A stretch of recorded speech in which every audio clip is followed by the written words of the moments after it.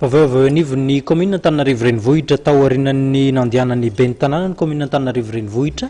tany la France ramatoa Lalao Ravalomanana niaraka tamin'ireo délégation izay nitariny dia nanao tatitra ny tenany niona tamin'ny mpanao gazety tetsy amin'ny lapan'ny tanàna tetsy Analakely noho izany ny ben'ny tanàna nahafahany mitondra ireo akony ny diany.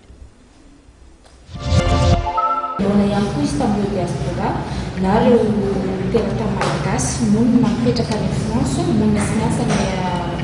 Toulouse dia tao à Paris dia nanampy koa izy ireo fa nametanana ihany koa izy ireo amin'ny ramatoa ben'ny tanàna ny commune Antananarivo renivohitra fa anampy betsaka ihany koa zareo amin'ny hetsika fanampiana andritra vonareo ary misy ihany koa ny hetsika maro samihafa izay ataon'izy ireo amin'izay hoe fiarahametana ho fanampiana ny mpiray-tanindrazana sy ny fanalelana ny renivohitra Madagasikara ity mba ho lehilehy indray izay capitale de Madagasikara amin'ny renivohitra ny Antananarivo renivohitra Madagasikara izay atao hoe fitaratra ary dia vonona amin'ny tanana ny commune Antananarivo renivohitra izy ireo ary ianao izay hetsika lehibe izay zareo amin'izay fiara-miasa izay fanampiana ny mpiray-tanindrazana izay.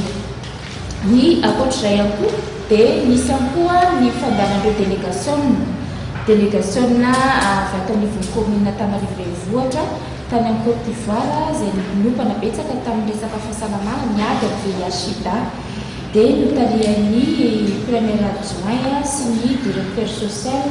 ato anatin'ny commune Antananarivo renivohitra nandraisana anjaraka tao anatin'izany namaritana ny fiara-miasa izay hitomboka amin'ity taona ihany ity koa ary dia vonona mihitsy izy ireo gaga moa izy ireo izany na eny ny tetik'asan'ny commune Antananarivo renivohitra